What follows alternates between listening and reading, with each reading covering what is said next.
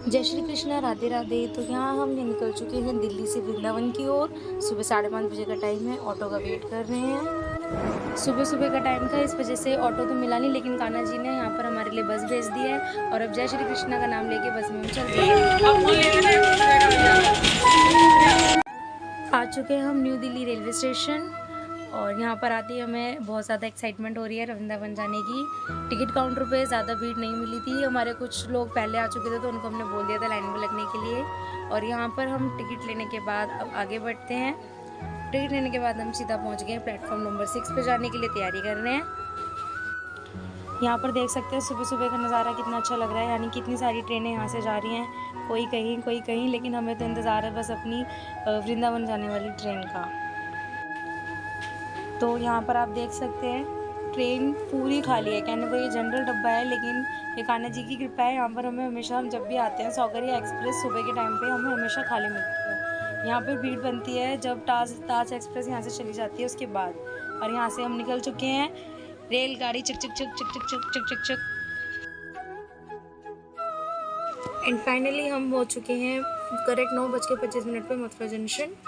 और यहीं पर हमें एक ट्रेन एक्सीडेंट देखने को मिला है, पर प्रभु की कृपा से इस हादसे में किसी की भी जान नहीं गई है, सब सुरक्षित है और ये न्यूज़ पे भी आ चुका है। लेकिन हम इसको अपनी खुद आंखों से देख कर आए हैं और यहाँ पर हम खुशी खुशी जा रहे हैं अपने फैमिली के साथ, बाहर की तरफ निकल रहे हैं ऑटो करने के लिए। आप देख सकते हैं मथुरा जंक्शन का नज़ारा, देखिए।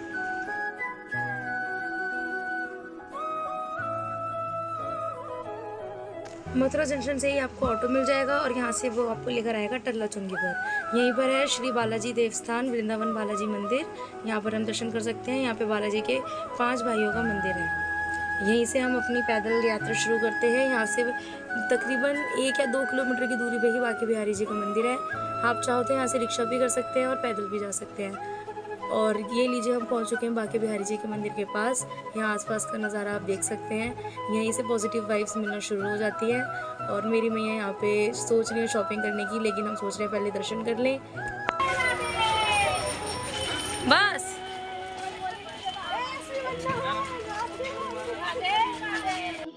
देख सकते हैं सभी के चेहरों पे एक अलग ही खुशी सी छा गई है, एक अलग ही एक्साइटमेंट है बांके बिहारी जी से मिलने की।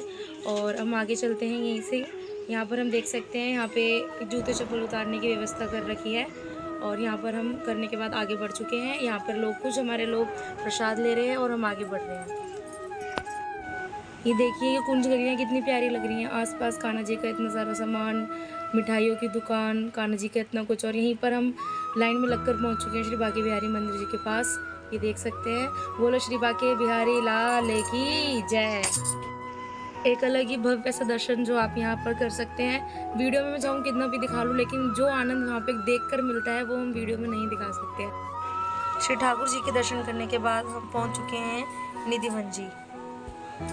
निधिवन जी एक ऐसी जगह है जहाँ पर श्री कृष्ण और गोपियाँ साक्षात रात को आते हैं और यहाँ पर रासलीला रचाई जाती है। ये उनके प्रेम का एक स्वरूप है, उनके प्रेम का एक प्रतीक है। यहाँ पर हर एक पेड़, हर एक डाली जो दिख रही है, ये रात में साक्षात गोपी बन जाती है। निधिवन जी वह स्थान है जहाँ पर श्री हरिदास जी की पुकार सुनकर श्री बांके बिहारी श्री कुंज जी खुद यहाँ पर साक्षात प्रकट हुए थे। निधिवन जी एक भक्त और प्रभु के मिलन का प्रतीक है, एक प्रेम का प्रतीक है, एक भक्ति का प्रतीक है, एक विश्वास का प्रतीक है। यहाँ पर आपको चरणों के दर्शन मिलेंगे। आप चरणों के दर्शन करने के बाद आगे की ओर प्रस्थान करेंगे। देखिए यहाँ पे कितना अच्छा नज़ारा है। सब लोग आनंद है, खुशी में झूम रहे हैं और इंतज़ार कर रहे हैं राधा रानी और श्री कृष्ण जी के वो शयन कक्ष का, जहाँ पर मीडिया एंड साइंस भी हार चुकी है, कैमरा लगा चुके हैं, लेकिन कैमरे में कुछ नहीं आता।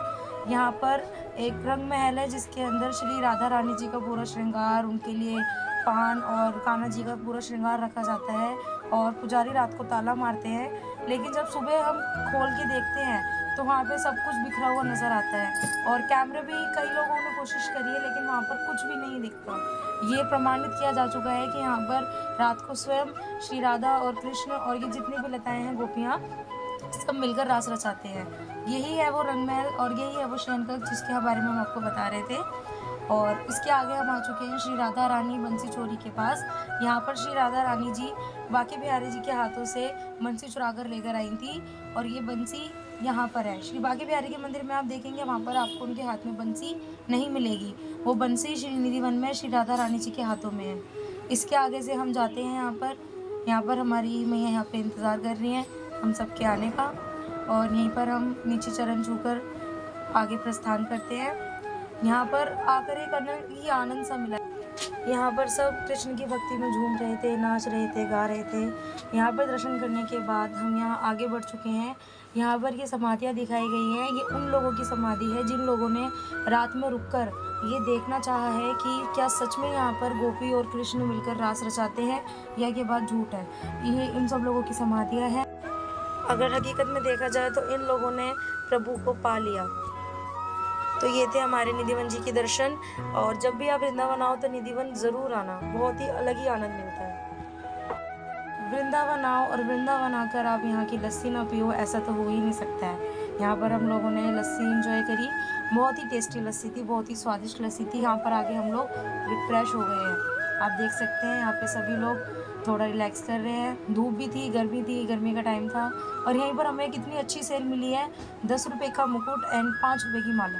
और ऐसा नहीं है कि 10 रुपये का है तो 10 रुपये जैसा होगा, नहीं, क्वालिटी बहुत अच्छी थी। हमने भी यहाँ से लिया, और आप लोग भी आए तो यहाँ पे बांके बिहारी के मंदिर के पास में ही यहाँ पर सेल लगती है। हम पहले भी आए थे, हमें पहले भी दिखा था, बट हमें ट्रस्ट नहीं हुआ। और यहाँ से सीधा हम जा रहे हैं श्री गौरी गोपाल वृद्धाश्रम, जो श्री अनिरुद्धाचार्य जी महाराज जी द्वारा बनाई गई है। हमारे गुरुजी सिर्फ वृंदावन ही नहीं बल्कि पूरे विश्व में विख्यात है। यहाँ आप गौरी गोपाल आश्रम के आसपास का नज़ारा देख सकते हैं। यहाँ पर आप दर्शन करिए श्री गौरी गोपाल वृद्धाश्रम, बोलिए गौरी गोपाल भगवान की जय। और सबसे खास बात तो ये है कि आज 27 सितंबर हमारे गुरु जी का जन्म उत्सव है, परंतु गुरु जी वृंदावन में ना होकर मध्य प्रदेश में है। यहाँ पर उनकी कथा है, यहाँ पर आप पोस्टर पर देख सकते हैं। अभी हमारे गुरु जी गए थे लंदन में, एंड अब वो है मध्य प्रदेश में सनावत खरगोन में, वहाँ पर वो कथा कर रहे हैं। परंतु लेकिन यहाँ पर उनकी वही सेवाएं उनके बिना भी चल रही है जैसे उनके होने पे चलती है। आप ये दर्शन कर सकते हैं, गौरी गोपाल रसोई का दर्शन है। यहाँ पर वृंदावन आने वाले हर व्यक्ति को खाना मिलता है, और ये सिर्फ खाना ही नहीं, ये प्रसाद एक अमृत है। इतना स्वादिष्ट प्रसाद आपको किसी 5 स्टार होटल में भी नहीं मिलेगा। और यहीं से हम बाहर की ओर जा रहे हैं। वैसे हम लोग हर बार सोचते हैं कि दोपहर में हम गुरुजी के प्रवचन सुनेंगे, लेकिन इस बार हम यही सोच रहे थे कि गुरुजी नहीं है तो हम अपना समय कैसे व्यतीत करेंगे। लेकिन कान्हा जी की कृपा से हमें गुरु जी के दर्शन यहाँ पर हुए। आप देख सकते हैं यहाँ पर श्री गुरु जी का दर्शन आप करिए, और यहाँ पर उनका प्रवचन यहाँ पर चल रहा है, आप देख सकते हैं। और यहीं पर आपको हम एक चीज़ और दिखाना चाहेंगे। आप देखिए हमारे गुरुजी के पास ये 3 सिल्वर यूट्यूब प्ले आइकॉन है, एंड 2 गोल्डन एंड 1 डायमंड। हमारे गुरुजी के टोटल 4 चैनल्स हैं, आप अभी जाके उनको सब्सक्राइब कर सकते हैं। ये गुरुजी का दर्शन है।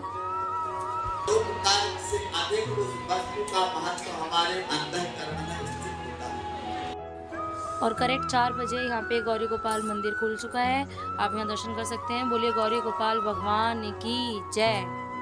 श्री गौरी गोपाल जी के दर्शन इतने मनभावक हैं, जितनी बार देखो उतनी बार लगता है कि बस देखते ही रहो। और यहाँ से हम सीधा निकल चुके हैं इस्कॉन मंदिर के दर्शन के लिए। और आप सबको तो ये पता ही होगा कि गौरी गोपाल वृद्धाश्रम के ठीक सामने गौरी गोपाल फेज 2 बन रहा है, जो इतना बड़ा है कि वहाँ पर 1000 माताएं एक साथ रह सकती है। और गौरी गोपाल रसोई में भी 10 से 15,000 श्रद्धालु एक साथ भोजन ग्रहण कर सकते हैं। और यहाँ से हम सीधा पहुँच चुके हैं श्री कृष्ण बलराम टेम्पल, जिसे इस्कॉन टेम्पल और अंग्रेजों के मंदिर के नाम से भी जाना जाता है।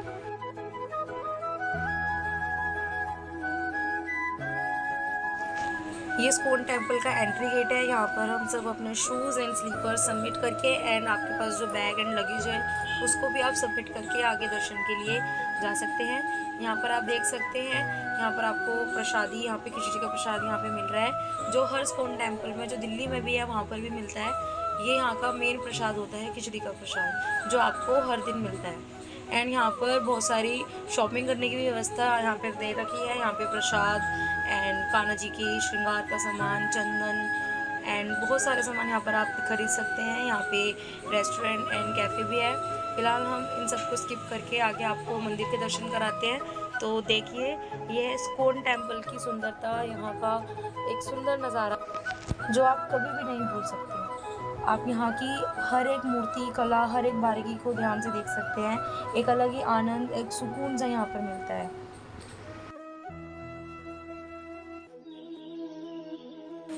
यहाँ एंट्री पर ही राधा और कृष्ण जी की जो ये प्रतिमा स्थापित है, ऐसा लगता है जैसे कि हमें अपनी ओर ही खींच रही है, हमें अपनी ओर ही बुला रही है, बोल रहे हैं कि आओ और हमारे दर्शन करो। यहाँ पर आप ऊपर की साइड देख सकते हैं, वहाँ पर श्री कृष्ण जी ने गोवर्धन पर्वत उठा रखा है। एक अलग ही कला है जो यहाँ पर दिखाई गई है।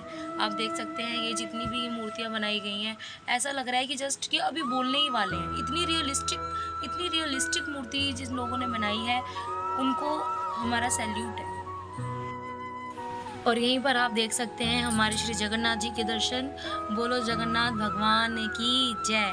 यहाँ पर देख के तो ऐसा लग गया जैसे कि हम उड़ीसा श्री जगन्नाथपुरी होकर आ गए। और ये आप देख सकते हैं श्री राम और कृष्ण जी की एक संयुक्त मूर्ति है, इनमें हम दोनों के ही दर्शन कर सकते हैं। और यहीं से हम जा रहे हैं श्री कृष्ण और बलराम जी के दर्शन के लिए।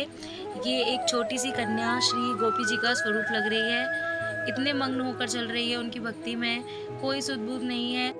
हमें भी इस छोटी कन्या से ये सीख लेनी चाहिए कि प्रभु के दर्शन के लिए जाओ तो एक गोपी बन जाओ, जिसे प्रभु के अलावा और कुछ भी ना दिखे। हम लोग तो सिर्फ मूर्तियों के आगे और भगवान की प्रतिमा के आगे सिर झुकाती है, लेकिन ये कन्या मंदिर में हर एक खम्भे को छूकर प्रणाम करके उसमें प्रभु जी के दर्शन कर रही है। हमें भी इस कन्या से कोई सीख लेनी चाहिए। तो हम यहाँ पर चलते हैं श्री कृष्ण और बलराम जी के दर्शन के लिए। आप यहाँ पर देख सकते हैं सब लोग मस्ती में झूमे हैं, हरे कृष्ण कृष्ण कृष्ण हरे हरे, हरे राम राम राम हरे हरे की धुन में मग्न है। यहाँ पर हम दर्शन की ओर चलते हैं।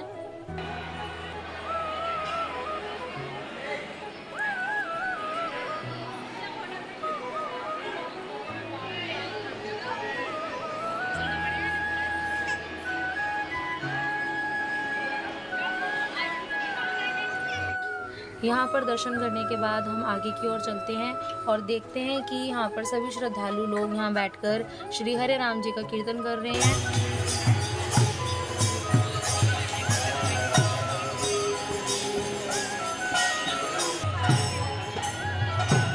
दर्शन करने के बाद आप बाहर आकर देख सकते हैं मंदिर के दोनों ओर सीढ़ियाँ दे रखी हैं।